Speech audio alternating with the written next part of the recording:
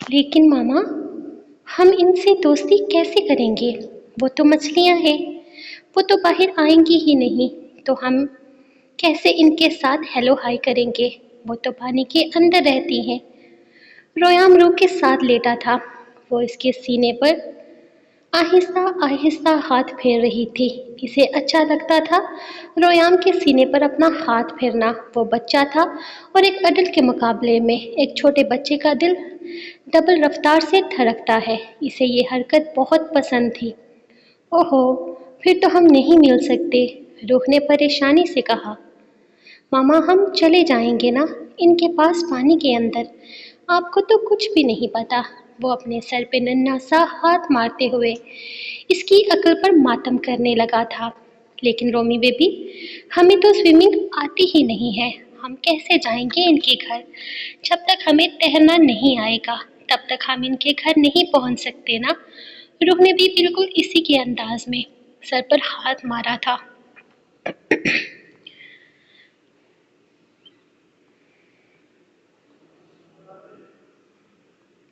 ओह अच्छा, मतलब इनके घर जाने के लिए पहले हमें स्विमिंग सीखनी होगी। पापा को स्विमिंग आती है। हम पापा को भेजते हैं इनके घर में। वो इनको इनवाइट करके आ जाएंगे हमारे घर में। हम इनको कहते हैं कि हमारे साथ गेट टुगेदर करें। वो सोचते हुए आसान हल पेश करने लगा था, जबकि यारम अंदर दाखिल होता, बेड पर बैठते हुए इसे एक झटके में खींचकर अपने करीब करता। फीडर इसके मुंह में जबरदस्ती ठूसने लगा। मैं बात कर रहा हूँ ना, आप में मैनर्स नहीं है। जब दो बड़े बात कर रहे होते हैं तब बच्चे बीच में नहीं आते। वो यारम को उंगली दिखाते हुए गुस्से से बोला था। इतने इम्पोर्टेंट टॉपिक पर इसकी गुफ्तगू चल रही थी और यारम ने तो हद ही कर दी थी। पौने 3 साल का वो छोटा सा चूजा, इसकी बातें इसकी उम्र से बहुत बड़ी थी। चूजे, अभी मेरे इस कमरे से निकलने से पहले तू छोटा बच्चा था। अब इतना बड़ा हो गया है कि मैं तुझे छोटा लग रहा हूँ। यारम ज़बरदस्ती इसके मुंह में फीडर डालता पूरी शिद्दत से इसके गाल को लाल कर चुका था। मैं छोटा बच्चा सिर्फ तब होता हूँ जब मुझे मामा के साथ नीनी करनी होती है। आपके लिए एक काम है। मामा, काम बताओ। वो फीडर मुंह से निकालते हुए आधी बात यारम से, जबकि बाकी की आधी बात रूह को हुक्मिया अंदाज में कहता। फीडर वापस मुंह में डाल गया था, जबकि रूह बेड पर उठकर बैठती मुस्कुराते हुए शोनू को देख रही थी, जो अपने छोटे से डॉग बॉल में अपना खाना खा रहा था। वो भी यही सोच रही थी कि रोयाम के सोने के बाद वो शोनू को उठकर खाना देगी। लेकिन हमेशा की तरह यारम ने इसके हर मसले को हल कर दिया था। जी यारम, आप मेरे बेटे को तंग ना करें। आपके लिए एक काम है। आपको स्विमिंग आती है ना? तो आप जाएंगे समुद्र में जाकर मछलियों को हमारे घर इनवाइट करेंगे। हम इनके साथ दोस्ती करना चाहते हैं। इनके साथ अपने घर पर पार्टी करेंगे। आपने सबको बुलाकर लाना है। सारी रंग बिरंगी मछलियाँ आनी चाहिए हमारे घर में। आई बात समझ में? हमने सबके साथ दोस्ती करनी है। रूह रोयाम का मैसेज यारम को दे रही थी, तो यारम ने मुस्कुराकर रोयाम को देखा था, जो दूध पीते पीते आहिस्ता आहिस्ता अपनी आंखें बंद कर रहा था। यानी बैटरी लो हो रही थी। जल्द ही इसने नींद में उतर जाना था। मामा शोनू का घर। अचानक ही नींद में जाते जाते इसे कुछ और याद आया, तो फीडर मुंह से निकालते हुए इसने एक और बात याद करवाई थी। हाँ यारम, शोनू का घर। रू को भी अचानक से शोनू की फिक्र सताने लगी थी, जबकि रोयाम थोड़ी थोड़ी आंखें खोले इन दोनों को देख रहा था, जैसे इन दोनों की तरफ से जवाब पाकर ही सोने का इरादा हो। शोनू का घर दोपहर 3 बजे तक आएगा। ऑर्डर दिया है, बनने में इतना वक्त लग जाएगा।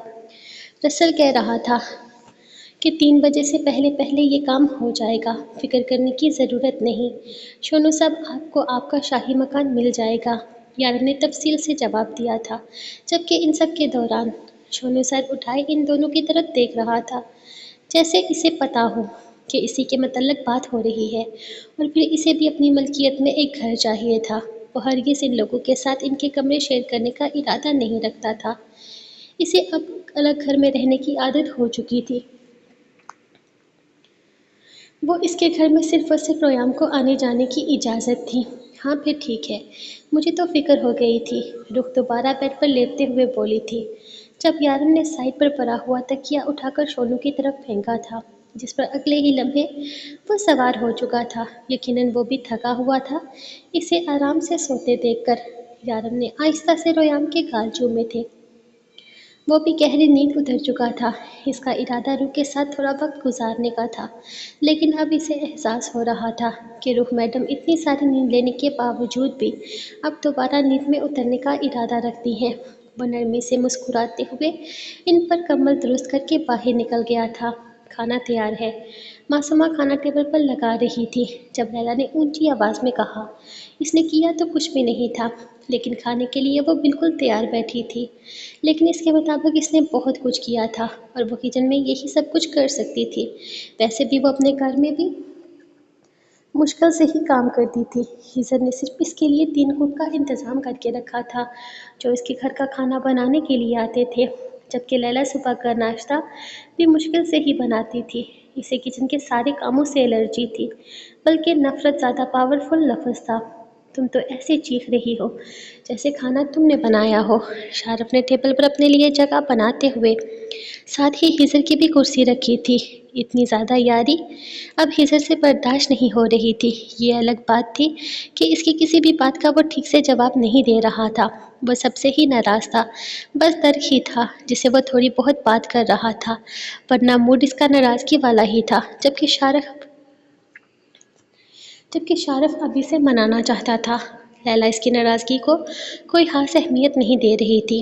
ہاں لیکن اسے اپنے کیے کا افسوس ضرور تھا، لیکن اب جو کچھ ہو چکا تھا نہ تو اسے ٹھیک کیا جا سکتا تھا اور نہ ہی وہ وقت واپس آ سکتا تھا، سو وہ زیادہ دیر افسوس کرنے کا ارادہ نہیں رکھتی تھی۔ جبکہ شارف کو تو یہی دکھ کھائے جا رہا تھا کہ اس نے ہیزر پہ یقین کیوں نہیں کیا۔ بچپن کا ساتھ تھا ان کا، اس نے ہیزر کو ہمیشہ یارم کے ساتھ وفادار پایا تھا۔ معافی مانگ لے، معاف کر دے گا۔ اس کے پاس بیٹھتے درک نے اس کے کان میں سرگوشی کی تھی۔ وہ کب سے اسے ہی نوٹ کر رہا تھا۔ شکل دیکھی ہے، کتنے ڈیزائن بنا چکا ہے منہ کے، کوئی چانس ہی نہیں ہے یہ ذلیل کرے گا۔ کوئی چانس ہی نہیں ہے یہ ذلیل کرے گا۔ وہ فوراً نفی میں سر ہلاتے ہوئے بولا تھا، تم لوگوں نے کم ذلیل نہیں کیا اسے، اب اس کا حق بنتا ہے، تھوڑا بہت اسے بھی کرنے دو۔ انداز سمجھانے والا تھا، لیکن ساتھ لہجے میں طنز کا عنصر بھی شامل تھا۔ تم کوئی اچھا مشورہ نہیں دے سکتے تو منہ بند کر لو نا۔ اسے درک کا انداز ہرگز پسند نہیں آیا تھا۔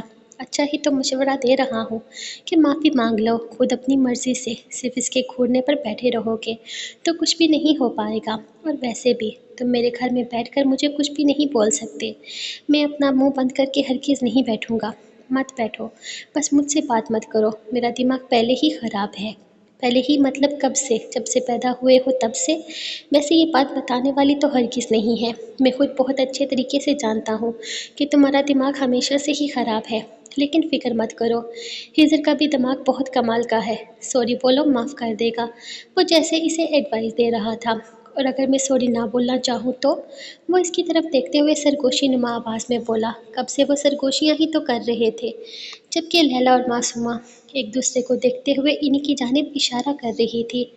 یہ تم لوگ کیا بسا رہے ہو، ہمیں بھی بتاؤ۔ آہر کے سلسلے میں بات چل رہی ہے۔ لیلا سے برداشت نہ ہوا تو وہ بول ہی پڑی تھی، وہ ہیزر کو سوری بولنا چاہتا ہے، لیکن کچھ نہیں، ہم کچھ سیکرٹس باتیں کر رہے تھے۔ وہ دونوں ایک ساتھ بولے تھے، جبکہ سامنے بیٹھے ہیزر نے ایک نظر شارف کو دیکھا تھا اور پھر اپنے کھانے کی طرف متوجہ ہو گیا، جبکہ لیلا نے ان دونوں کو گھورا تھا۔ یہ کوئی جگہ تھی سرگوشیاں کرنے والی؟ اور پھر اگر وہ ایسی بات کر ہی رہے تھے تو اس درد کی زبان میں ہر وقت اتنی کھجلی کیوں رہتی تھی؟ جبکہ معصومہ نے بھی آہستہ سے ایک نگاہ ہیزر پر ڈالی تھی، اس نے بھی ہیزر کو بہت ساری باتیں سنائی تھی، سوری بولنا تو اس کا بھی بنتا تھا، لیکن جس طرح وہ سرسری سے انداز میں ان سے بات کر رہا تھا، اس کا مطلب یہی تھا کہ وہ انہیں آسانی سے معاف نہیں کرنے والا۔ اچھا ہم دونوں سیکرٹس والی باتیں کر رہے تھے، سوری مجھے پتا نہیں تھا، میں نے تمہاری سیکرٹ بات سب کے سامنے کہہ دی۔ خیر ویسے بھی کون سا چھپی رہنے والی ہے بات، تم نے ہیزر سے معافی مانگنی ہے نا، تو سوری بول دو۔ خضر یار، یہ تجھ سے سوری بولنا چاہتا ہے، کب سے کوشش کر رہا ہے لیکن بول نہیں پا رہا۔ ارے بولو نا، میں تمہارے ساتھ ہوں۔ ارے اب تو میں خضر کو بتا بھی چکا ہوں کہ تم اس سے کیا کہنا چاہتے ہو۔ در کو ضرورت سے زیادہ ہی جلدی دی، یا وہ جلدی سے یہ معاملہ نپٹانا چاہتا تھا، لیکن اس نے خضر کے سامنے اسے کھڑا ضرور کر دیا تھا۔ ارے بول دو یار، فکر مت کرو، بڑے دل کا مالک ہے خضر، تمہیں معاف کر دے گا، ہے نا خضر؟ ٹھیک کہہ رہا ہوں نا میں؟ بول تو۔ ارے یار بول تو، پریشان مت ہو، یہاں پر جتنے بھی لوگ ہیں نا، سبھی خضر کو سوری بولنا چاہتے ہیں، اور ہمارے خضر کا دل بہت بڑا ہے، وہ تمہیں معاف کر دے گا۔ درک اس کے کندھے پر ہاتھ مارتے ہوئے بولا، تو اس نے اب کی دفعہ بڑی مشکل سے خضر کی طرف نگاہیں کی تھی۔ تم اپنے کام سے کام رکھو درک، یہ میرا اور شارف کا معاملہ ہے، ہم نے کس طرح سے حل کرنا ہے ہم بہتر جانتے ہیں، اور ویسے بھی ہم دونوں کا رشتہ ایسا ہے کہ اس میں سوری اور تھینک یو کی کوئی گنجائش ہی نہیں ہے۔ ہمارا رشتہ ایسا ہے کہ ہم اس میں کسی تیسرے کو انوالو نہیں کرتے۔ شارف نے مجھ سے کیا کہنا ہے اور میں نے بدلے میں اسے کیا کہنا ہے، یہ ہمارا فیصلہ ہوگا۔ تم ان سب کے بیچ میں نہ ہی پڑو تو تمہارے لیے بہتر رہے گا۔ اس سے پہلے کہ شارف کچھ بھی بولتا، خضر نے بات ہی ختم کر دی تھی۔ ارے یار، میں تو اس کی مدد کر رہا ہوں، میں تم لوگوں کا دشمن تھوڑی ہوں، میں تو بس یہی کہہ رہا ہوں کہ اگر معافی مانگنی ہی ہے تو ابھی مانگ لو۔ بیچارہ کب سے بیٹھا اپنی ہی سوچوں میں مصروف ہے، سوری تو بولنا ہی چاہتا ہے لیکن بول نہیں پا رہا، تو میں نے سوچا کہ میں اس کی تھوڑی سی ہیلپ کر دیتا ہوں۔ میں نے تم سے مدد نہیں مانگی، سمجھے تم؟ خضر نے کہا، یہ میرا اور اس کا معاملہ ہے، ہم اس معاملے میں اپنے طریقے سے حل کر لیں گے، ہمیں تمہاری مدد کی بالکل بھی ضرورت نہیں ہے، اپنے کام سے کام رکھو۔ اب کی دفعہ شارف نے در کو ڈپٹ دیا تھا، جبکہ در کندھے اچکا گیا تھا۔ یار عجیب لوگ ہو تم، ایک تو میں تم لوگوں کی مدد کر رہا ہوں، اوپر سے نخرے دکھا رہے ہو۔ اگر نہیں چاہیے مدد تو میری طرف سے بھاڑ میں جاؤ، میں تو آسانی ہی پیدا کرنے کی کوشش کر رہا تھا، اگر تمہیں ہی مدد نہیں چاہیے تو میں کیا ہی کر سکتا ہوں؟ ترک مزے سے کہتا اپنے کھانے میں مصروف ہو گیا تھا، جبکہ شارف اب بھی چوری چوری خضر کو ہی دیکھ رہا تھا۔ کھانا کھا کے بلڈنگ کی چھت پر آ جانا، چائے ایک ساتھ پئیں گے، خضر آخری نوالہ لیتے ہوئے شارف سے بولا، تو شارف کے لبوں پر ہلکی سی مسکراہٹ آئی تھی۔ ہاں میں بھی کھا چکا ہوں، چائے واپس آ کر پی لیں گے، پہلے واک پر چلتے ہیں۔ شارف اپنا کھانا چھوڑ کر اٹھ کھڑا ہوا تھا، جبکہ خضر نے کندھے اچکائے اور باہر کی طرف قدم بڑھا دیے۔ تم نہیں جا رہے ان کے ساتھ؟ کھانا کھاتے ہوئے درک نے سارم سے سوال کیا تھا۔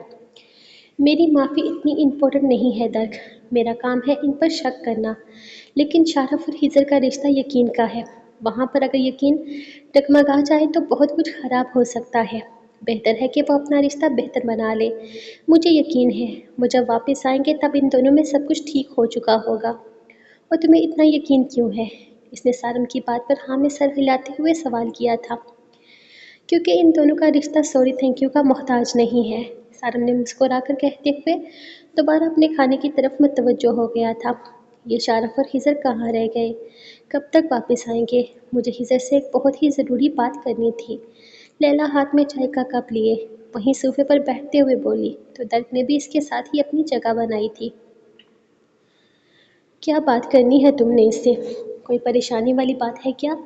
اس کے انداز سے درک نے یہی سمجھا تھا کہ شاید کوئی بہت ہی ضروری بات کرنا چاہتی ہے وہ۔ ہمارے لیے نہیں، لیکن شاید خضر کے لیے پریشانی والی بات ہوگی، کیونکہ خضر تو واپس وہاں انہی لوگوں کے بیچ میں جانے والا ہے نا۔ جب ہم یہاں سعودیہ سے اس جزیرے پر جانے کے لیے نکلے تھے، ہمارے پیچھے 2 بلیک گاڑیاں آ رہی تھی، اور وہ دونوں گاڑیاں مسلسل ہمارا پیچھا کر رہی تھی۔ تھوڑے آگے جا کر مجھے لگا کہ اب دونوں گاڑیوں کے بجائے ایک ہی گاڑی ہمارے پیچھے آ رہی ہے۔ جہاں ہماری گاڑی خراب ہوئی تھی وہاں مجھے 2-3 دفعہ ایسا محسوس ہوا جیسے کوئی ہمیں دیکھ رہا ہے، اور ایک طرف مجھے ایک آدمی نظر آیا، اس کا باڈی ٹیکسچر بالکل راگھو جیسا تھا، لیکن میں اسے پہچان نہیں پائی۔ مجھے یقین ہے کہ یہ وہی تھا، یہاں تک کہ جب ہم یارم سے مل رہے تھے تب بھی مجھے 2-3 دفعہ محسوس ہوا کہ کوئی ہے جو مسلسل ہم پر نظر رکھے ہوئے ہے، ہمیں دیکھ رہا ہے، لیکن اس وقت سوائے یارم کے میں نہ تو کچھ سوچنا چاہتی تھی اور نہ ہی اس وقت میں اسے زیادہ کسی چیز پر دھیان دے پائی تھی۔ اور پھر بعد میں میرا یہ شک ختم ہو گیا، کیونکہ جب ہم وہاں واپس آ رہے تھے تب کسی گاڑی نے ہمارا پیچھا نہیں کیا۔ سب کچھ بالکل نارمل تھا۔ وہی سوچ رہی تھی کہ اگر راگھو ہمارا پیچھا کر رہا تھا تو کہیں اسے یارم کے بارے میں پتہ نہ چل گیا ہو، اور اگر وہ ہمارے پیچھے پیچھے آ رہا تھا تو یقیناً اس نے یارم کو دیکھ بھی لیا ہوگا۔ ہیزر واپس وہاں پر ان لوگوں کے پاس جائے گا جیسا ابھی سارم بتا رہا تھا، تو پھر ہیزر کے لیے مسئلہ بن سکتا ہے۔ ہو سکتا ہے ان لوگوں کو یارم کے پلان کے بارے میں پتہ چل جائے۔ لیلا کافی پریشانی سے سوچتے ہوئے اپنی بات اس کے سامنے رکھ رہی تھی، جبکہ یہ ساری باتیں سارم اور در کو بھی پریشان کر رہی تھی۔ یہ تو بہت بڑا مسئلہ بن جائے گا لیلا، کیونکہ ہیزر تو آج ہی ان لوگوں سے ملنے کے لیے جانے والا ہے۔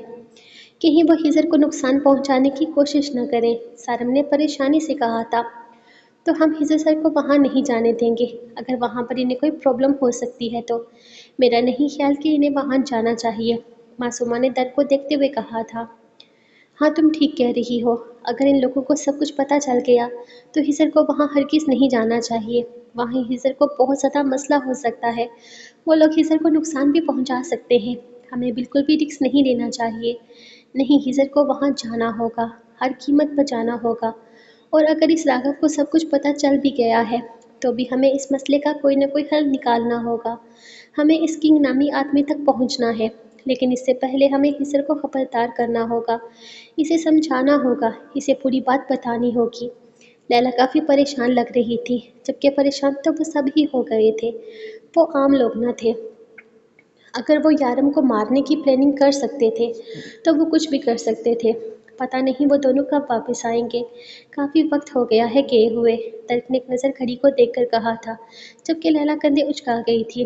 وہ کب سے اس سے بات کرنے کی کوشش کر رہا تھا، لیکن ہمت ہی نہیں ہو رہی تھی۔ وہ دونوں ایک روڈ پر چل رہے تھے، ایک دوسرے کے بالکل قریب، لیکن دونوں کی طرف سے بالکل خاموشی تھی۔ اگر تم نے کچھ بات نہیں کرنی تو کیا واپس چلیں؟ ہیزر نے اچانک سے سوال کیا۔ سمجھ نہیں آ رہا کہ کیسے بات کروں، وہ پریشانی سے بولا تھا۔ کیا مطلب، کیا سمجھ نہیں آ رہا تمہیں؟ جو بات کرنی ہے وہ کرو، کون سی چیز الجھا رہی ہے مجھے بتاؤ۔ ہم پہلی دفعہ ہرگز نہیں ملے شارف، وہ شارف کو دیکھتے ہوئے بولا، تو وہیں رک کر اسے دیکھنے لگا تھا۔ ہیزر نے حیرت سے اس کے رکنے پر پلٹ کر اس کی طرف دیکھا تو وہ اگلے ہی لمحے بنا کچھ بھی کہے اس کے سینے سے لگ گیا تھا۔ آئی ایم سوری، جو کچھ بھی ہوا اس سب کے لیے، مجھے نہیں پتا تھا یہ سب کچھ ہو رہا ہے۔ میں سچ میں یارم کے چلے جانے کی وجہ سے بہت بد لحاظ اور بدتمیز ہو گیا تھا۔ میرا ارادہ تمہیں کبھی بھی ہرٹ کرنے کا نہیں تھا، لیکن میں جانتا ہوں میری وجہ سے تم بہت زیادہ ہرٹ ہو گئے ہو۔ مجھے معاف کر دو ہیزر، میں سچ میں بہت شرمندہ ہوں، وہ اس کے سینے سے لگ کر بولے جا رہا تھا، جبکہ ہیزر نے مسکراتے ہوئے اس کے گرد اپنے بازو کا حصار بنایا تھا۔ میں نے تم سے کب کہا کہ مجھے تم سے کوئی شکایت ہے؟ ہاں تھوڑا غصہ ضرور تھا، کیونکہ تم نے مجھ پر یقین نہیں کیا، لیکن پھر میں نے یہ سوچا کہ یارم کے معاملے میں ہم سب جذباتی ہیں، یارم کے معاملے میں شاید میرا بھی کچھ ایسا ہی ری ایکشن ہوتا اگر یارم تمہیں اس پلان میں شامل کرتا تو۔ مجھے کسی کے ساتھ کوئی شکوہ یا شکایت نہیں ہے، ہم بس تھوڑا سا برا لگا، اور اب بھی لگ رہا ہے، لیکن اتنا نہیں کہ تم لوگوں سے سوری بلواؤں۔ سو پلیز ریلیکس ہو جاؤ، میں تم لوگوں سے بالکل بھی ناراض نہیں ہوں، اور نہ ہی میں تم لوگوں سے ناراض ہونے والا ہوں، وہ نرمی سے اس کا گال تھپتھپاتے ہوئے بولا۔ تو شارف مسکرا کر پیچھے ہٹا تھا۔ وہ سب کچھ تو ٹھیک ہے، لیکن ہیزر اب آگے کیا کرنا ہے؟ یارم کہہ رہا تھا کہ سب کچھ اس کی پلاننگ کے مطابق ہو رہا ہے۔ کیا پلان ہے یارم کا؟ وہ یارم یہاں سے چلا کیوں گیا ہے؟ یارم کا پلان کافی لمبا ہے، اس کا مقصد صرف اور صرف کنگ کو باہر نکالنا ہے۔ ہم دیکھنا چاہتے ہیں کہ وہ کنگ کیا چیز ہے، باقی تمہیں فکر کرنے کی ضرورت نہیں، سب کچھ ہمارے پلان کے مطابق ہوگا۔ میں واپس ان لوگوں کے بیچ میں جاؤں گا دبئی کا ڈون بننے کے لیے۔ میری زندگی کا کوئی مقصد نہیں ہے، اس کے لیے میں نے یارم کو دھوکہ دیا، یارم کو مار بھی دیا۔ اس بات پر مہر لگا کر ہمیں آگے بڑھنا ہوگا۔ ان سب کی نظر میں یارم مر چکا ہے، یارم کی بیوی مر چکی ہے، اور یارم کا بچہ غائب ہے، جس کے فنگر پرنٹس یا سگنیچرز یارم کے نیٹ ورک پر لگ سکتے ہیں۔ سو ہم نے اسی بات پر قائم رہنا ہے، جب تک رویام نہیں ملتا تب تک کچھ بھی نہیں ہو سکتا۔ راگھو خود کیا ہے؟ میرا مطلب ہے سب کچھ کرنے والا تو وہی ہے، تو پھر کنگ کون ہے؟ یہی تو ہم نہیں جانتے کہ اصل کنگ کون ہے۔ راگھو صرف ایک مہرا ہے، بلکہ موہرا بھی نہیں، یوں کہہ لو کہ ایک فالتو حصہ ہے اس شطرنج کا، جسے استعمال کرنے کی کوشش کی جا رہی ہے۔ سچ تو یہ ہے کہ اس کا کوئی کردار ہی نہیں ہے، اسے صرف اور صرف ہمارے سامنے پیش کیا جا رہا ہے وکرم کا بیٹا بنا کر، تاکہ ہمیں یہ لگے کہ وہ اپنے باپ کا انتقام لینے کے لیے یہاں تک آیا ہے۔ لیکن نہیں، سچ یہ نہیں ہے، سچ کچھ اور ہے۔ راگھو اس آدمی کے سامنے کچھ بھی نہیں ہے، اصل کہانی کوئی اور ہے۔ ہمیں اصل مجرم تک پہنچنا ہے، ہمیں پتہ کرنا ہے کہ آخر یہ کنگ نامی آدمی ہے کون جو ہمارے کنگ سے ٹکرانے کا سوچ رہا ہے۔ اور یقین کرو، منزل ہم سے زیادہ دور نہیں ہے، ہم جلد ہی کنگ کو گربان سے پکڑ کر چوراہے پر کھڑا کر دیں گے۔ خیر، اب واپس چلتے ہیں، کافی دیر ہو گئی ہے اور لوگ انتظار کر رہے ہوں گے، اور یہ نہ ہو کہ ہمارے جانے سے پہلے وہ لوگ چائے پی لیں۔ یار مجھے چائے کی اشد ضرورت ہے، جلدی کرو۔ وہ درد کا بچہ پری کو دوبارہ چائے بنانے کے لیے کبھی نہیں کہے گا، اور سچ کہوں تو پری کے ہاتھ کی چائے بہت ہی زیادہ مزے کی ہوتی ہے۔ روح کے علاوہ پری کے ہاتھ کی چائے کی کمال ہوتی ہے۔ ہاں تم بالکل ٹھیک کہہ رہے ہو، درد ہرگز پری کو ہمارے لیے کچن میں نہیں جانے دے گا۔ جلدی کرو، چلتے چلتے ہم کافی آگے نکل آئے ہیں۔ وہ واپسی کی راہ لیتے ہوئے بولا تو ہزر مسکراتے ہوئے اس کے ساتھ آنے لگا تھا۔ شکر ہے آپ لوگ آ گئے، میں کب سے آپ لوگوں کا انتظار کر رہی تھی۔ میں چائے بناتی ہوں۔ ان دونوں کے اندر داخل ہوتے دیکھ کر پری فوراً اٹھ کھڑی ہوئی تھی۔ صحیح ٹائم پر پہنچ گئے، ورنہ چائے سے محروم ہو جاتے۔ ہزر شارف کی گردن میں ہاتھ ڈالتے ہوئے بولا تو شارف نے بھی دونوں ہاتھ آسمان کی طرف اٹھا کر شکر ادا کرتے ہوئے چہرے پر ہاتھ پھیرا تھا، جبکہ وہ دونوں ایک ساتھ سنگل صوفے پر بیٹھ گئے تھے اور آپس میں سرگوشیوں میں مصروف تھے۔ اب وہ سرگوشیاں کیا تھیں وہ نہیں جانتے تھے، حالانکہ واپس سے ان دونوں کو ایک دوسرے کے اتنے قریب دیکھ کر انہیں خوشی ہو رہی تھی۔ شکر تھا یہ معاملات حل ہو گئے تھے۔ لیلا نے تو اپنا معاملہ حل کر ہی لینا تھا، اور معصومہ کا بھی شاید ایک سوری ہی کافی تھا۔ ہزر کوئی ہمارا پیچھا کر رہا تھا جب ہم یارم سے ملنے کے لیے جا رہے تھے۔ میں نے رستے میں بار بار یہ چیز محسوس کی تھی، کوئی مسلسل ہمارے پیچھے تھا۔ مجھے ایک دو دفعہ شک ہوا ہے کہ وہ راگھو ہے۔ پہلے 2 گاڑیاں تھیں، بعد میں ایک گاڑی ہو گئی تھی، لیکن وہ مسلسل ہمارے پیچھے تھی۔ تم نے کہا تھا کہ تم واپس وہاں جانا چاہتے ہو۔ اگر تم واپس وہاں جاؤ گے اور ان لوگوں کو تم پر شک ہوا تو وہ تمہیں نقصان پہنچا سکتے ہیں۔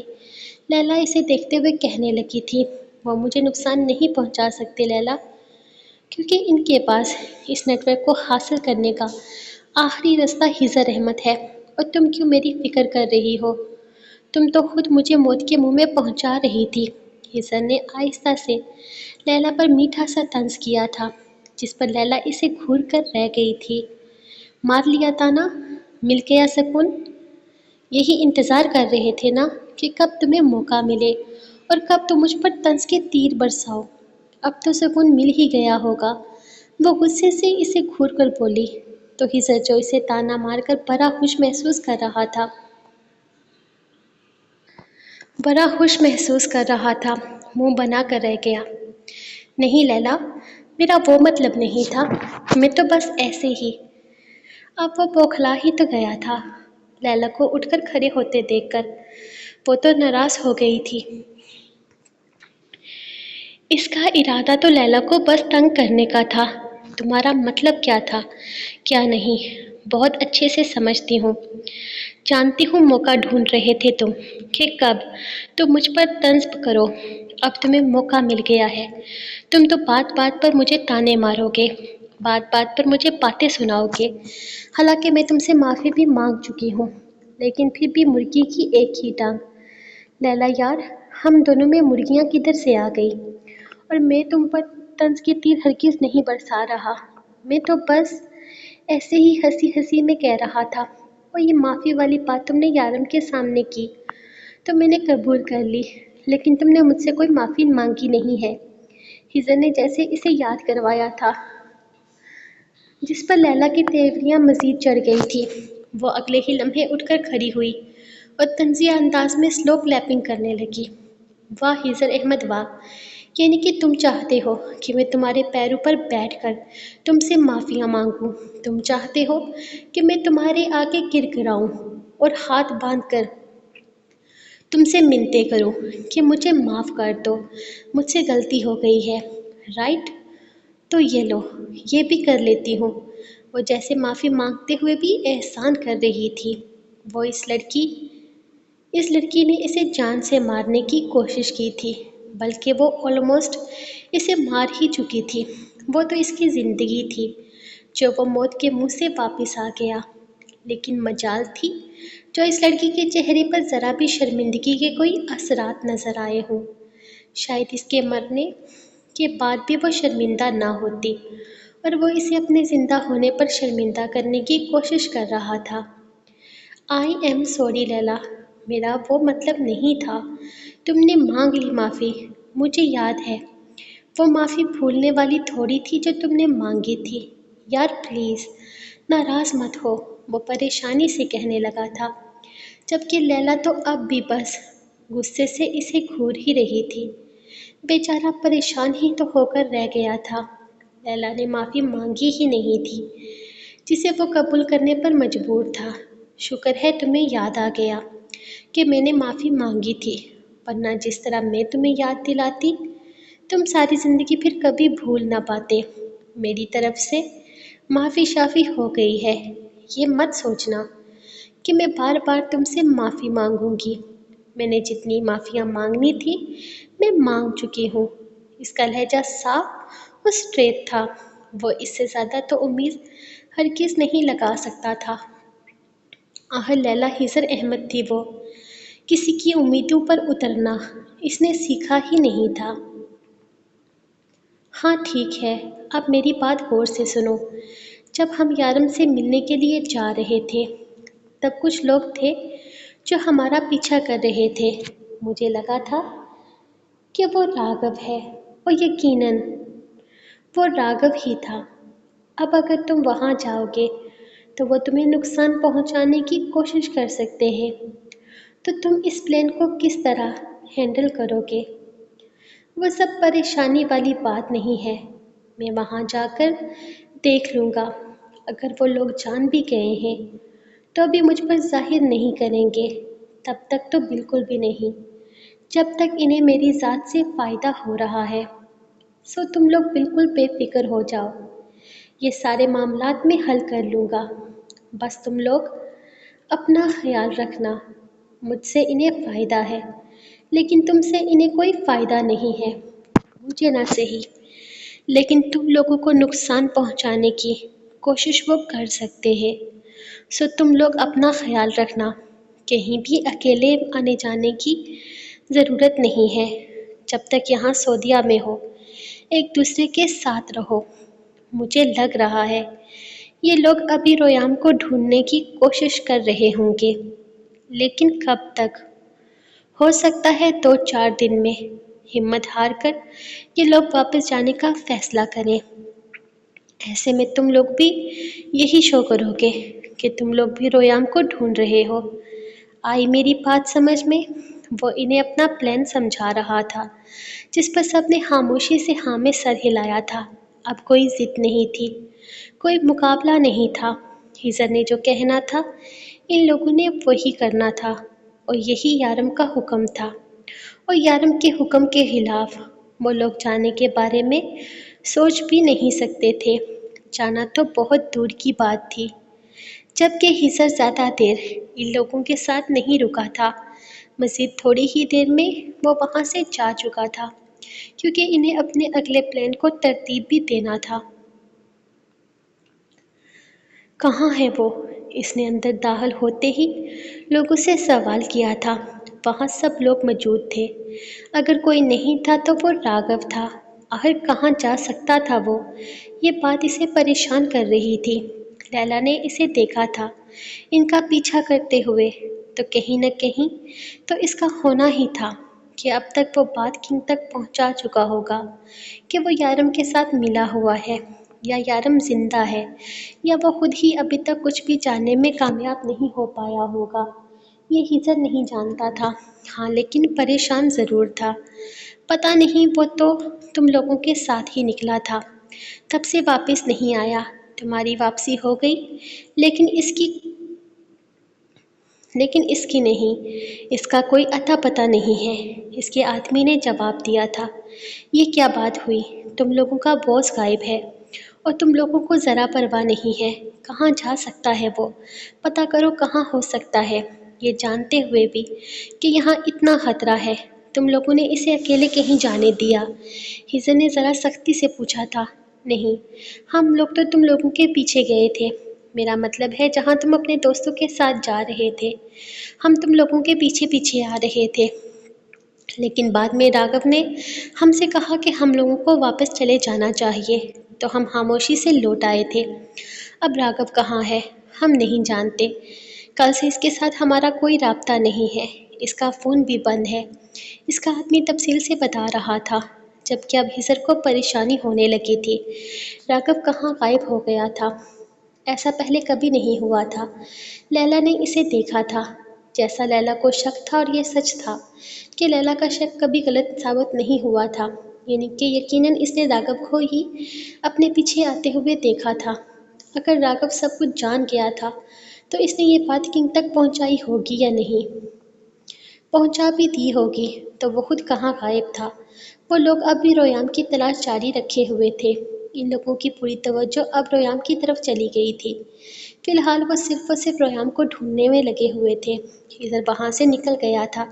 اسے سمجھ نہیں آ رہا تھا کہ راگھو غائب کہاں ہوا ہے۔ اگر اسے سب کچھ پتہ چل گیا تھا تو اسے واپس یہاں آنا چاہیے تھا، کنگ کو سب کچھ بتانا چاہیے تھا، لیکن وہ خود ہی کہیں غائب ہو گیا تھا۔ وہ تھوڑی دیر مزید وہاں رکا تھا، اس کے کرنے کا کوئی کام نہیں تھا۔ وہ دیکھتا رہا کس طرح وہ رویام کی تلاش جاری رکھے ہوئے ہے، پھر یقین کر کے کہ ان لوگوں کو ان پر بالکل بھی کوئی شک نہیں ہے، خاموشی سے وہاں سے نکل کر سیدھا در کے گھر جانے کا ارادہ رکھتا تھا۔ لیکن پھر سوچا کہ اسے در کے گھر بار بار نہیں جانا چاہیے، لوگ اس پر نظر رکھے ہوئے ہوں گے۔ اس کا بار بار ان کے گھر جانا ٹھیک نہیں تھا۔ وہ اپنی وجہ سے کسی کو مصیبت میں نہیں ڈال سکتا تھا۔ ان لوگوں کو پہلے ہی خطرہ تھا، وہ ہزر کو نقصان نہیں پہنچا سکتے تھے، لیکن ان لوگوں کے لیے بہت کچھ غلط کر سکتے تھے۔ وہ وہاں جانے کے بجائے اپنے فلیٹ کی طرف آ گیا تھا۔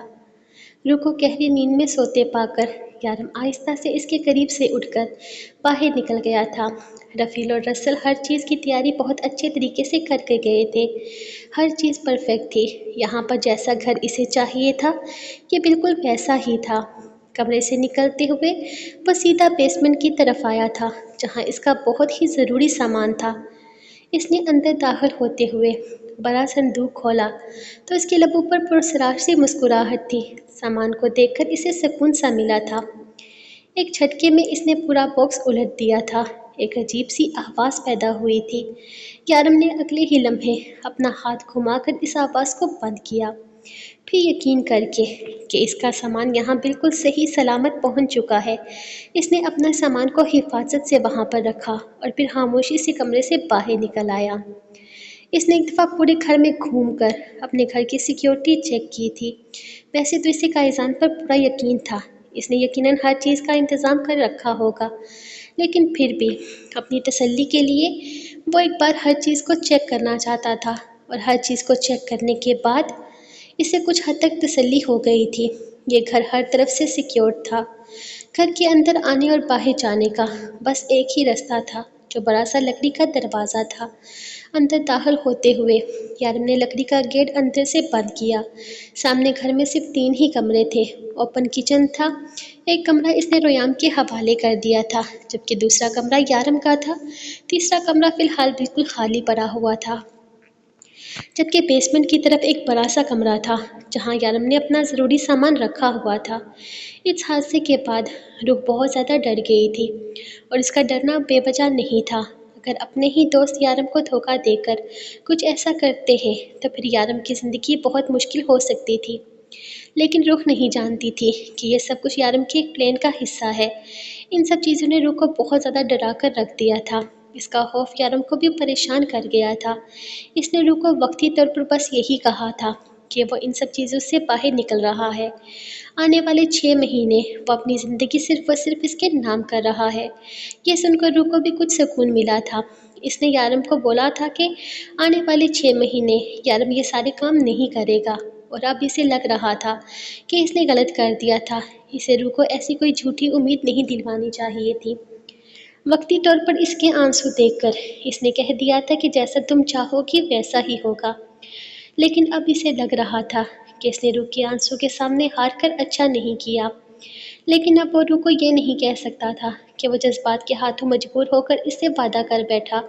آج بھی وہ اس سے یہی کہہ کر ان لوگوں سے ملنے کے لیے گیا تھا کہ وہ صرف انہیں یہ بتا رہا ہے کہ وہ روح کے ساتھ 6 مہینوں کے لیے روپوش ہو رہا ہے۔ روح کو اس کی پلاننگ کے بارے میں کچھ بھی پتہ نہیں تھا، بس روح کو اس لیے یہ بتایا تھا کہ جو کچھ بھی ہو رہا ہے اس دن وہ سب کچھ ان کے کسی کام کا حصہ تھا۔ لیکن روح کے وہاں آ جانے کی وجہ سے نہ صرف ان کا کام ادھورا رہ گیا، بلکہ روح کو اتنی زیادہ چوٹ بھی لگ گئی، جبکہ یارم کو لگنے والی ساری گولیاں، ہر چیز اس کے بلٹ پروف جیکٹ کے اندر ہی دب گئی تھی۔ جبکہ روح جو اس بات پر یقین کر چکی تھی کہ ہیزر نے اسے دھوکہ دیا ہے، بعد میں بہت شرمندہ ہوئی تھی اور ہیزر سے معافی بھی مانگی۔ ہیزر نے کھلے دل سے اسے معاف کر دیا تھا، لیکن اب بھی وہ ہیزر کو سوری بولنا چاہتی تھی اس سے مل کر، لیکن شاید اس سے ملنا فی الحال آسان نہیں تھا کہ وہ دنیا کے ایک کونے پر تھے، جبکہ روح اور یارم دنیا کے دوسرے کونے پر آ چکے تھے۔ لیکن روح کا اصل تو وہی تھا، اسے لوٹ کر وہیں انہی لوگوں کے بیچ میں جانا تھا، سو اس سے زیادہ مسئلہ نہ تھا۔ اس کے ماموں نے اس کے شک کو زیادہ دل پر نہ لگایا تھا اور یہی اس کے لیے کافی تھا۔ وہ روز ہی تقریباً ہیزر سے فون پر بات کرتی تھی، لیکن باقی لوگوں سے کبھی بات نہ ہوئی۔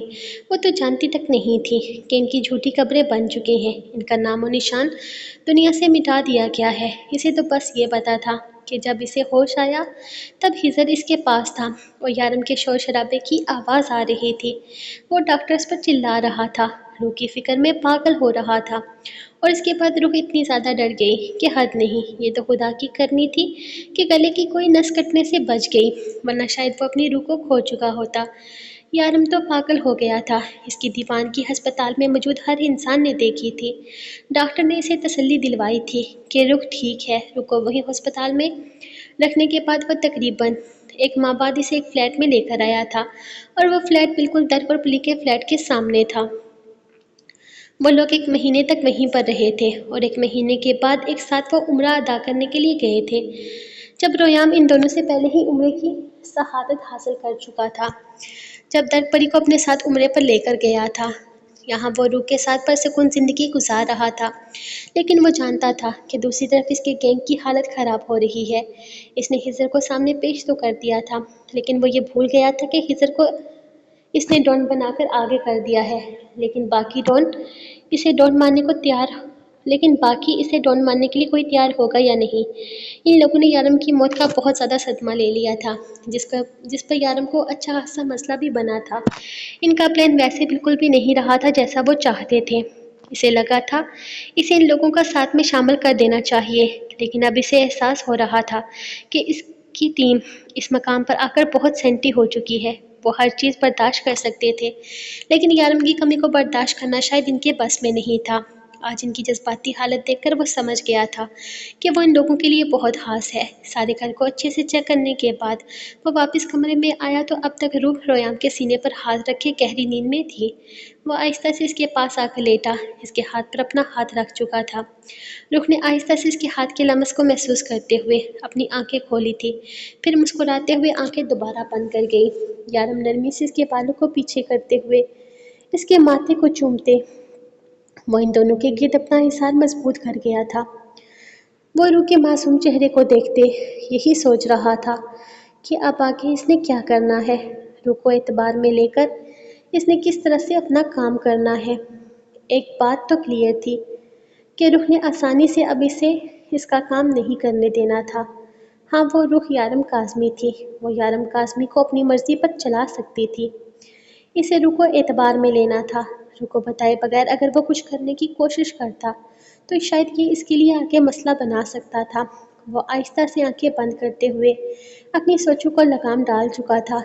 जो भी होगा देखा जाएगा। इस वक्त वो इन लम्हात को जीना चाहता था जो इसकी रूह और इसके बच्चे के साथ थे। वाह, सोनू का घर कितना प्यारा है। रोयाम की आंख खुली तो वह आहिस्ता से रोयाम को उठाकर बाहर ले आया था जहां सोनू का घर आया हुआ था, जबकि रूह अभी तक सो रही थी। इसने हरगिज रूह को तंग नहीं किया था। हाँ चूजे, इसका घर तो सच में बड़ा प्यारा है। यारम खुद भी घर के चारों तरफ घूमते हुए अपनी तरफ से तसल्ली कर रहा था कि रोयाम के दोस्त के घर में किसी तरह की कोई कमी नहीं है। अंदर की तरफ झांकते हुए इसने पूरे घर की सेटिंग देखी थी। वो काफ़ी बड़ा घर था। अगर यारम अंदर जाना चाहता तो जा सकता था, लेकिन शोनू इसे अपने घर के अंदर बुलाना ही नहीं चाहता था, तो वह कैसे जाता। वो दुबई का डॉन था। अब एक कुत्ते के घर में बिन बुलाया मेहमान नहीं बन सकता था। रोयाम तो अंदर घुस कर 2-3 गोल गोल चक्कर भी लगाकर बाहर निकला था। सोनू, तुम्हारा घर बहुत प्यारा है। मैं भी अंदर सो सकता हूँ, वो बाहर निकलते हुए सोनू को बताने लगा। जबकि सोनू ने ज़मीन पर गोल गोल घूमते हुए अपनी खुशी का इजहार किया, तो रोयान भी बिल्कुल इसी के अंदाज में गोल गोल घूमा था। वो कुत्ता शायद एक इंसान के साथ रहकर इंसान की कोई आदत नहीं अपना सकता था, लेकिन इसका बेटा कुत्तों की सारी आदतें अपनाए हुए था। इस वक्त यारम रोयाम की उल्टी हरकतें देख रहा था। मजाल थी जो सोनू की नकल उतारने का वो कोई मौका हाथ से जाने दे। अब वो इसके घर के अंदर घुस चुका था। दोनों अंदर बैठे न जाने कौन सी मीटिंग्स कर रहे थे। इन दोनों को इनके हाल पर छोड़ता वो रूम में वापस आया तो रूह अब भी गहरी नींद में थी। तुम्हारी नींदें बहुत ज़्यादा होती जा रही हैं। तुम जानती हो कि इतनी नींदें बर्दाश्त कर लेना मेरे बस की बात नहीं है। तुम्हारा शौहर तुम्हें इस तरह से सुकून से सोते हुए देख ही नहीं सकता। वो इसके पास आते हुए इसके चेहरे पर झुका, अपने लबों का लफ्ज़ बिखेरते हुए इसे बता रहा था, जबकि रुक इसके लबों की हिद्दत महसूस करके जल्द ही जाग गई थी। यारम की आंखों में खुमार देखकर इसने फौरन पलटकर देखना चाहा था, जहां अब बेड पर रोयाम नहीं था, ना ही कमरे में था। तुम्हारे बेटे के कुत्ते का घर आ गया है। वो दोनों इसको देखने में मसरूफ़ है। यारम ने जैसे कमरे में इन दोनों की कमी की वजह बताई थी। यारम वो कुत्ता नहीं सोनू है। हमेशा की तरह पूरी बात में सिर्फ एक कुत्ता लफ्ज़ ही सुना था। अरे हाँ, वही तुम्हारा सोनू, इसका घर आ गया है। रोयाम इसको देखने में मसरूफ़ है और मैं तुम्हें देखने में। आहिस्ता से इसके हाथ की हथेली पर अपने लब रखता इसके चेहरे पर झुका था। आपको मुझे देखने में मसरूफ़ होने की बिल्कुल भी कोई ज़रूरत नहीं है, क्योंकि मुझे भी सोनू का घर देखने में मसरूफ़ होना है। तो प्लीज़ साइड हटें, मुझे जाना है। वह इसके करीब से उठते हुए फ़ौरन ही कमरे से बाहर भागी थी, जबकि यारम पूरी फिरते से इसे पकड़ने की कोशिश में था। इसके खिलखिलाने पर अपनी कोशिश को खुद ही नाकाम बनाते हुए उठकर इसके पीछे कमरे से बाहर निकला था, जहां इसके दोनों बच्चे घूम फिर रहे थे। रूह इनके पास ही आकर घर के दरवाजे के करीब बैठी हुई थी। आए यारम, देखिए कितना प्यारा घर है। इसके पुराने घर से भी बड़ा है। यहाँ तो मैं भी अंदर जा सकती हूँ। वो दरवाजे पर ही अंदर की तरफ झांक रही थी, जहाँ सोनू मज़े से एक तकिए पर बैठा हुआ था, जबकि सामने एक और तकिए पर उल्टी पुल्टी मारे बैठा रोयाम इससे बातों में मसरूफ़ था। हाँ मामा, आप भी अंदर आ जाएं। ये घर बहुत बड़ा है। हम यहाँ बहुत एंजॉय करेंगे और जो फिश आएंगी ना समुंदर से, इनको भी हम यहीं पर लेकर आएंगे। वो लोग सोनू के भी नेबर्स होंगे ना, तो वो सोनू की भी गेस्ट बनकर आएंगी। वो मज़े से बोला था, जबकि रुक ने रोए यारम की तरफ देखा था। एक तो रफ़ील और रसल ने इसे इस तरह की सोच में बांध दिया था। अब वो ये नेबर वाली बात भूल ही नहीं रहा था, और यारम इसे समुंदर की मछलियाँ दिखाने हरगिज़ लेकर नहीं जा सकता था, क्योंकि रोयाम को सिर्फ मछलियाँ नहीं देखनी थी, बल्कि इनके घरों को भी देखना था और वहाँ इनके घर पर जाकर खेलना भी था। वो तो रंग बिरंग की मछलियों के साथ, और फिर इन्हें अपने घर पर इनवाइट करके इनकी दावत भी करनी थी। अब इतना सब कुछ तो वो हो नहीं सकता था, इसीलिए वो चाहता था कि रोयाम खुद ही ये बात भूल जाए, लेकिन ऐसा नहीं हुआ था। नींद से जागने के बाद भी इसे अपनी बात याद थी, यानी कि मछलियों का कुछ ना कुछ तो इंतज़ाम करना ही था। ओके, तुम लोग इंजॉय करो, घर वगैरह देखो, मुझे एक ज़रूरी काम है, मैं करके आता हूँ। वो सोचते हुए उठ गया था। रुख ने हैरत से इसे देखा था। ये भी एक छोटा सा काम है, मैं ज़्यादा वक्त नहीं लगाऊंगा, तुम फिक्र भी मत करो, 10 मिनट में आ जाऊंगा। वो प्यार से उसके गाल खींचते हुए बाहर निकल गया था, जबकि रुख को समझ में नहीं आया था यहाँ अनजान जगह पर वो किसको जानता था जो अपना काम करने के लिए गया था। हो सकता है वो घर का ही कोई ज़रूरी सामान लेने के लिए गया हो। रुख ने भी ज़्यादा जोर दिमाग पर ना डालते हुए शोनू और रोयाम के साथ इनके घर के अंदर ही एंट्री मार ली थी। इसकी वापसी कोई तकरीबन 10-15 मिनट के बाद हुई थी। रुख इस वक्त रोयाम के लिए मैगी बना रही थी जब यारम के साथ कुछ लोगों को आते देखकर वो किचन से बाहर निकलते हुए यारम को देखने लगी थी, जिसने सामने एक बहुत बड़ा टेबल लगवाया था। इस टेबल के ऊपर एक शीशे का जार रखवाया था। वो हाथ में एक बड़े से बैग में कुछ पकड़कर अंदर दाखिल हुआ था जब एक आदमी ने तेजी से पाइप लगाकर इस जाम में इस जार में पानी भरा था। तकरीबन 5 मिनट का काम था और इस बड़े से थैले को उलट दिया गया था। अचानक ही पूरा जार रंग बिरंगी मछलियों से भर गया था। यारम ये कितना खूबसूरत है।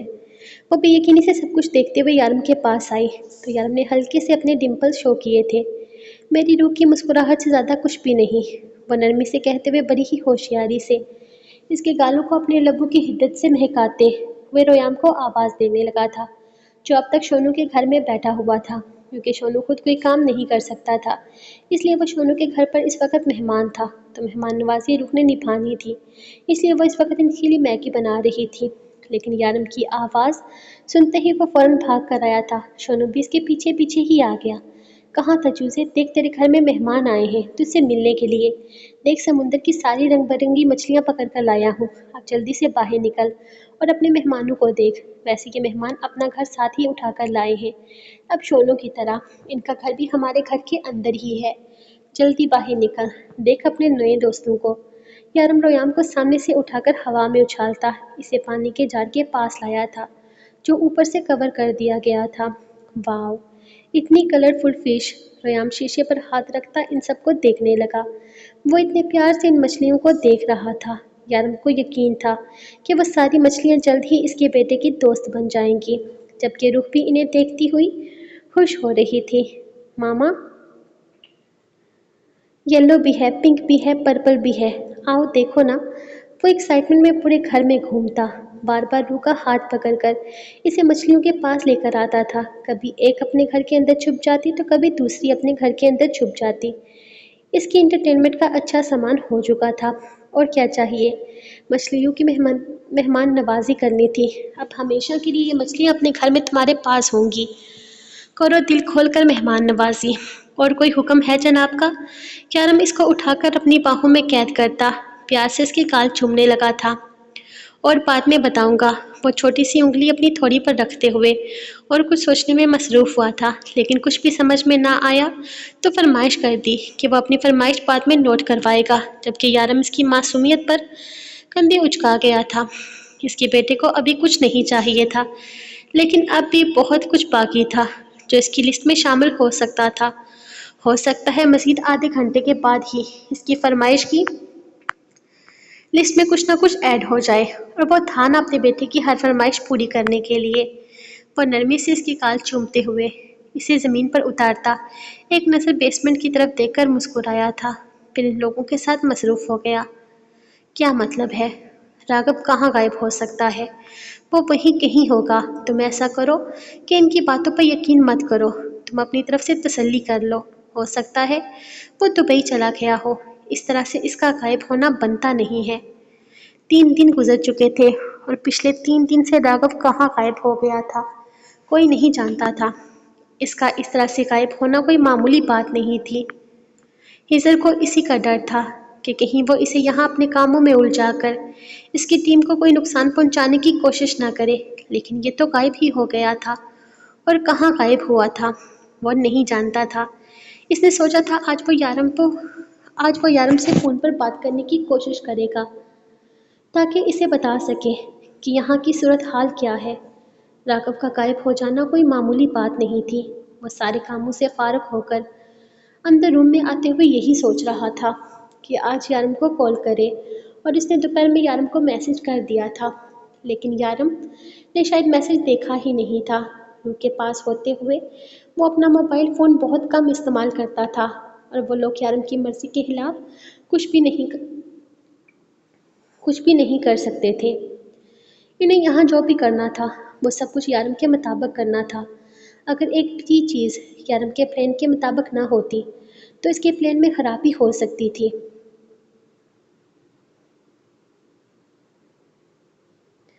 یارم رویام کے ساتھ لیٹا اسے کہانیاں سنا رہا تھا، بلکہ اسے سنانے کی کوشش کر رہا تھا کیونکہ رویام کا سونے کا موڈ ہی نہیں تھا اور یارم کا اس کو سلا کر روح کے ساتھ وقت گزارنے کا موڈ تھا، اور روح نے بھی اپنے بیٹے کو اس کے حوالے کر کے کہہ دیا تھا جب یہ سو جائے تب بات کریں گے۔ رویام نے جہاں نہ سونے کی قسم کھا رہی تھی وہیں یارم کی حالت خراب ہوتے دیکھ کر روح کو بہت مزہ آ رہا تھا۔ بیوی کیوں دشمن بنتی جا رہی ہو مجھ معصوم کی؟ میں نے کیا بگاڑا ہے تمہارا اور تمہاری اس گندی اولاد کا؟ نہیں سو رہا یہ، اسے میری کوئی کہانی پسند نہیں آ رہی۔ روح اسے کوئی اچھی سی پیاری سی دلہن لا دیتے ہیں نا، یہ اپنی دلہن کے ساتھ وقت گزارے گا اور میں اپنی دلہن کے ساتھ وقت گزاروں گا۔ یارم نے اپنی طرف سے بہت ہی اچھا مشورہ دیا تھا، جس پر روح جہاں اسے گھور کر رہ گئی تھی وہی رویام بھی اسے گھورنے لگا تھا۔ ابھی میں چھوٹا بچہ ہوں، میری دلہن نہیں آ سکتی، آپ کی دلہن میری ہے، صرف رویام کی۔ ماما بتاؤ نا ان کو کہ آپ صرف رویام کی ماما ہو۔ وہ کروٹ بدل کر روح کے اوپر آتے ہوئے اس کو فورس کرنے لگا تھا کہ وہ یارم کو بتائے کہ وہ صرف اسی کی ہے، جس پر روح نے مسکراتے ہوئے اس کی طرف دیکھتے ہوئے مسکرا کر ہاں میں سر ہلایا تھا۔ یارم میرا بچہ ابھی چھوٹا بچہ ہے، ابھی فی الحال اس کی دلہن نہیں آ سکتی، فی الحال ماما ہی کافی ہیں اپنے بچے کا خیال رکھنے کے لیے۔ وہ اس کے گدھے سار بناتے ہوئے اس کے کال چومنے لگی تھی، جبکہ یارم نے منہ بنایا تھا۔ جیلش پاپا، ہلکا سا کہکا لگاتے ہوئے رویام یارم کو چڑھانے لگا تو یارم نے گھور کر ایک جھٹکے میں اس کا بازو پکڑ کر اسے اپنی طرف کھینچا تھا، اور پھر اگلے ہی لمحے اسے بیڈ پر دکھیلتے ہوئے اس کے اوپر آتا اسے گدگدانے لگا۔ ماما بتاؤ ماما بتاؤ، ماما بچاؤ ماما بچاؤ۔ رویام نے نعرے بازیاں شروع کی تو روح اٹھ کر بیٹھ گئی تھی۔ نہیں بیٹا، اس وقت ماما بچائے گی تو ماما خود پھنس جائے گی، اسی لیے آپ اپنی لڑائی خود لڑو۔ ویسے بھی میرا بچہ بڑا ہو رہا ہے، وہ اب اپنی لڑائیاں خود لڑا کرے۔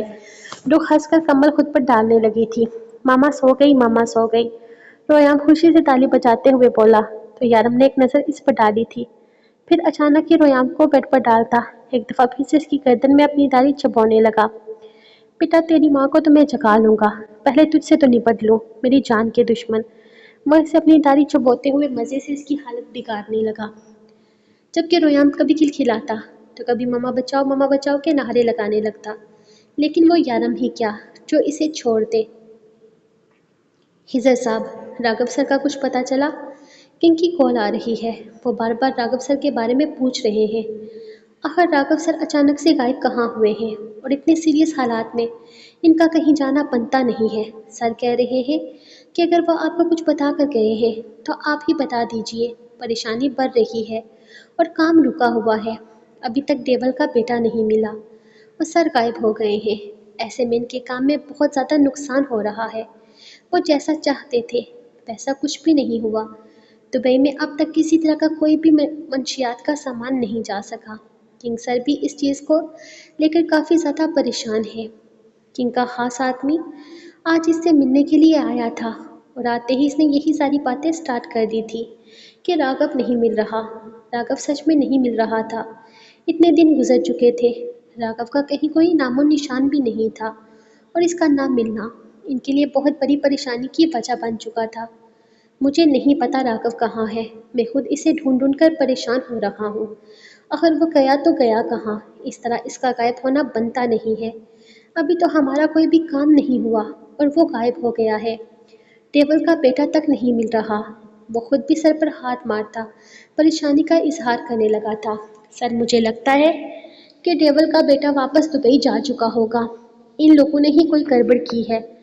سارم نامی انسپیکٹر جو ان لوگوں کے ساتھ آیا تھا وہ کل ہی دبئی کے لیے نکل گیا تھا، مجھے لگتا ہے انہوں نے رویام کو اس کے ساتھ غائب کر دیا ہے۔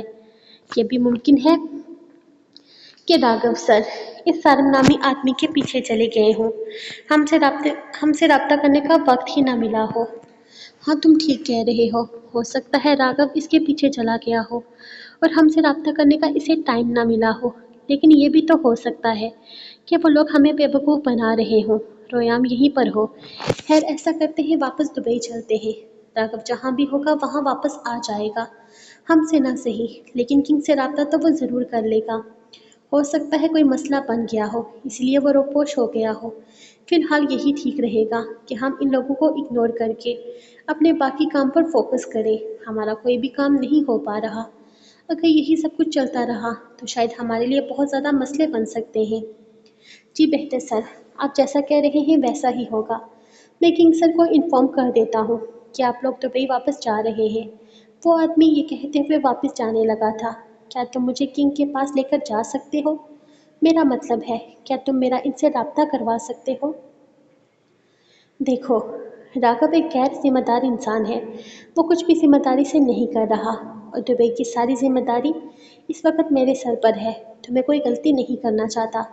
کیا تم مجھے کنگ کے پاس لے کر جا سکتے ہو تاکہ میں ان سے مل سکوں اور انہیں یقین دلا سکوں کہ میں یہ کام اچھی طرح سے ہینڈل کر سکتا ہوں۔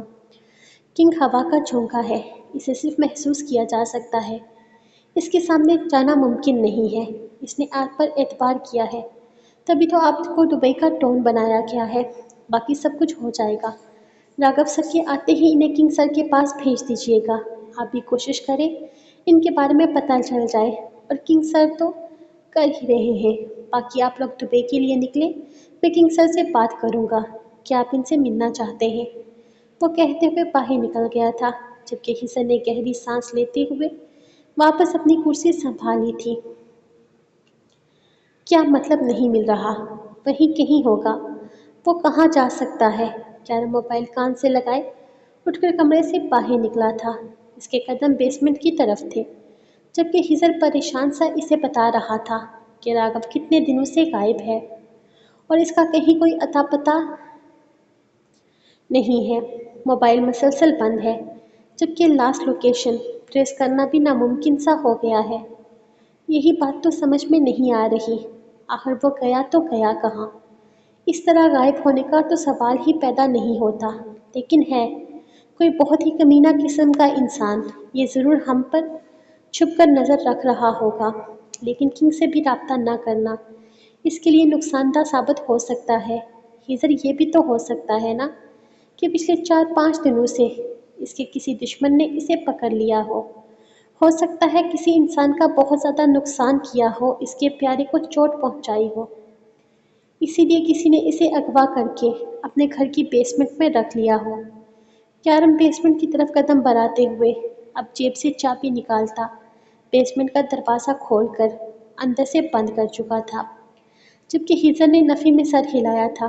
نہیں یارم، مجھے نہیں لگتا ایسے انسان کے ساتھ کوئی بھی پنگا لے گا۔ یہ بہت ہی ڈینجرس قسم کا آدمی ہے، بالکل پاگل ہے، اس کا دماغ کام نہیں کرتا، کبھی کبھی تو یہ بالکل پاگل ہو جاتا ہے۔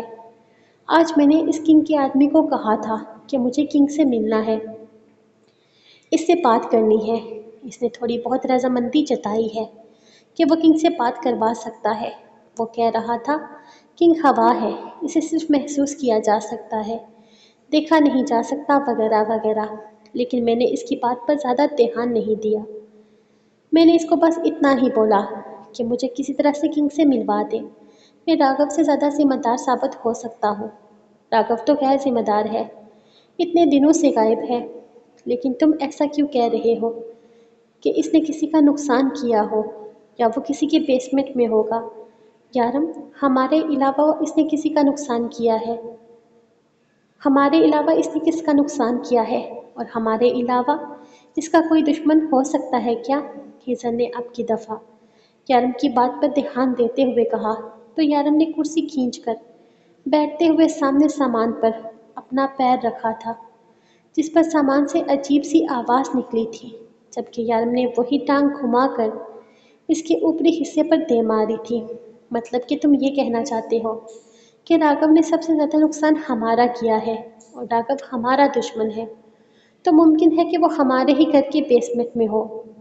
تم سمجھتے نہیں ہو ہیثر، تمہیں سمجھنے میں بہت وقت لگ جاتا ہے، آخر تمہیں میری بات سمجھ میں آنا کب شروع ہوگی؟ اب کی دفعہ یارم کے لہجے میں ہلکی سی شوخی تھی، جبکہ ہیثر کتنی ہی دیر کچھ بول ہی نہیں پایا تھا۔ گہری سانسوں کی آواز نے یارم کے ڈمپل نمایاں کر دیے تھے۔ راگھو تمہارے پاس ہے، وہ کافی دیر کے بعد بولا۔ تو اب کی دفعہ یارم کا کہکا بے ساختہ تھا۔ اور کہاں ہوگا ہزر؟ اس نے اپنے سب سے بڑے دشمن کے ہی تو ہاتھ آنا تھا۔ ویسے بھی جتنا بڑا یہ میرا دشمن ہے اتنا کسی کا نہیں ہے۔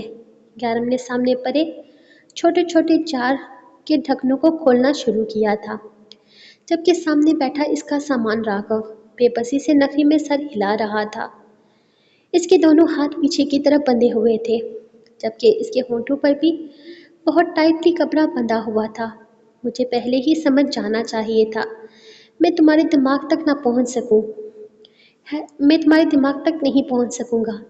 خیر، مجھے ایسا کیوں محسوس ہو رہا ہے کہ تم اس کے ساتھ ایک رومانٹک سی ڈیٹ پر گئے ہوئے ہو۔ تم انجوائے کرو، میں تم دونوں کو بالکل بھی ڈسٹرب نہیں کرنا چاہتا۔ وہ کہتے ہوئے کھٹک سے فون بند کر گیا تھا، جبکہ یارم فون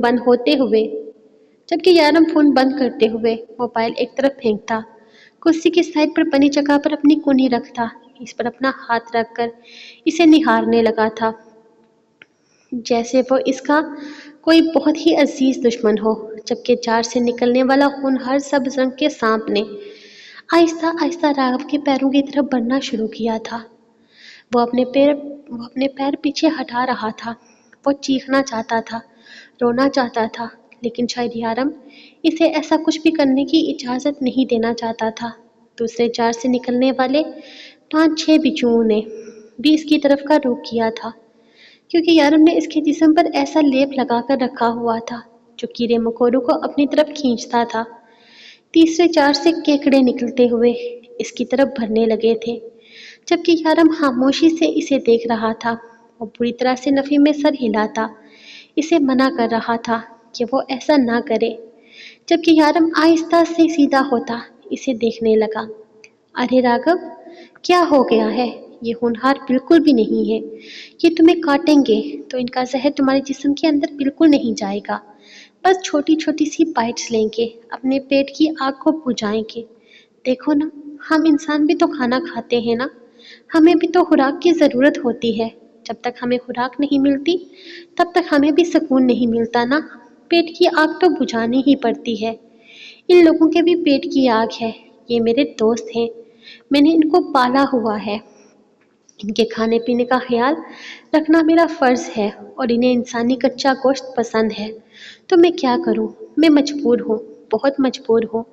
میں تم سے وعدہ کرتا ہوں، یہ لوگ صرف 15 منٹ تک اپنا کام کریں گے، اور 15 منٹ کے بعد میں انہیں بند کر دوں گا، کل کی طرح۔ بالکل آج بھی میں تم پر کوئی بھی سختی نہیں کروں گا۔ دیکھو، شیرو کتنے پیار سے تمہارے اوپر چل رہا ہے۔ وہ اس کی پینٹ کے اوپر سے گزرتا سانپ دیکھ کر اسے اس کی طرف دیکھنے پر مجبور کر گیا تھا۔ راگھو نفی میں سر ہلا رہا تھا، بری طرح سے رو رہا تھا، تڑپ رہا تھا، جبکہ اس کو تڑپتے دیکھ کر یارم کو مزہ آ رہا تھا۔ کرسی کے پیچھے ٹیک لگاتے ہوئے اس نے اس کے آنسو دیکھے تھے۔ اس کی آنکھوں کے سامنے اس کی روح کی آنکھیں تھیں، ٹھیک اسی طرح سرخی اور آنسو سے بھری ہوئی تھی۔ کتنی بے دردی سے اس شخص نے اس کی روح کی گردن میں چاقو گھونپا تھا۔ وہ کیسے بھول سکتا تھا کہ اس کی روح کتنی تڑپ رہی تھی؟ وہ دنیا کے ہر شخص کا درد برداشت کر سکتا تھا، اسے اپنے درد سے بھی کوئی مطلب نہیں تھا، لیکن جو شخص روح کو تکلیف پہنچائے اس کے لیے کوئی معافی نہیں تھی، کوئی بھی نہیں، کبھی بھی نہیں۔ 15 منٹ گزر رہے تھے، جبکہ خوف اور دہشت سے سامنے بیٹھے راگھو نے آہستہ آہستہ سانسیں لینا چھوڑ دیا تھا۔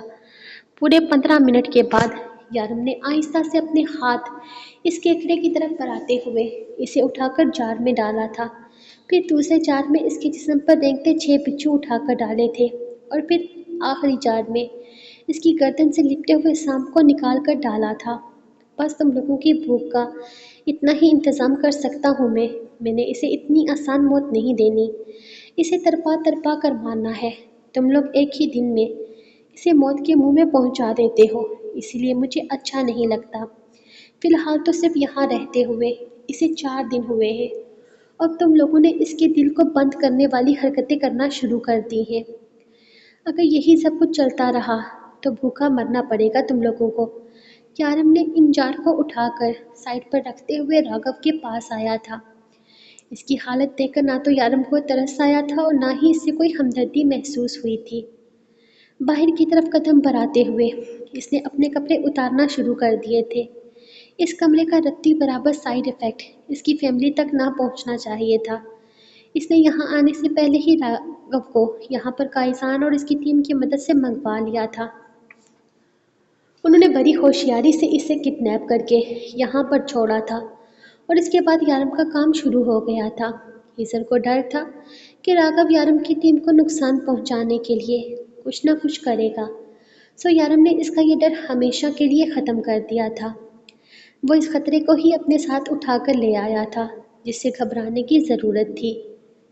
वो नहाकर बाहर निकला तो एक साइड पर रोयाम दोनों बाजू और दोनों टांगें फैलाए लेटा हुआ था, जबकि दूसरी तरफ रुख सो रही थी। जब तक वो रोयाम को सुलाकर फ्री हुआ था तब तक रुख गहरी नींद में उतर चुकी थी, लेकिन यारम इसे आसानी से सोने दे ऐसा मुमकिन कहाँ था। वो आहिस्ता से रोयाम के पास आते हुए इसे उठाकर बाहर लाया था। दूसरे कमरे में इसे लिटाते हुए इसने हल्का सा सोनू के दरवाजे पर दस्तक दी थी जो पहले ही खुला हुआ था। तेरा दोस्त अकेला सो रहा है, ख्याल रखना इसका, इसने सोनू को बताना ज़रूरी समझा था। हालांकि इसका घर रोयाम के अपने कमरे के अंदर ही था। वो इसके कमरे से निकलता वापस रूह के पास आया जहाँ वो आराम से बेड पर लेटी हुई थी। अपनी गर्दन से तौलिया निकालते हुए वो सीधा रूह के पास आता, इसकी कमर में हाथ डालते हुए इसे खींचकर अपने करीब करता। आहिस्ता आहिस्ता इसकी गर्दन पर झुकने लगा था। इसके बेताब लब इसकी गर्दन में जगह जगह गर्दिश कर रहे थे। रूह को ज़्यादा देर तक समझना ना पड़ा कि इसके साथ क्या हो रहा है। आहिस्ता से आंखें खोलते हुए इसने यारम की गर्दन के साथ अपने बाजू लिपेटे थे जिस पर वह मज़ीद बेखुद होता इसे चूमे जा रहा था। इसका लम्स हमेशा की तरह शिद्दत इख्तियार किए हुए था, जबकि इसकी कमीज़ कांधों से नीचे सरकाते हुए वो जा बजा अपने लबों का लम्स बिखेरता जा रहा था।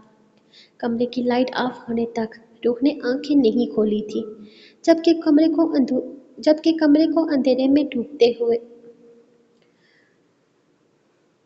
कमरे की लाइट ऑफ होने तक रूह ने आंखें नहीं खोली थी, जबकि कमरे को अंधेरे में डुबोते हुए यारम खुद भी इसमें डूबने लगा था। इसकी जानलेवा शिद्दतें आज भी रूह को बेहाल कर देती थी।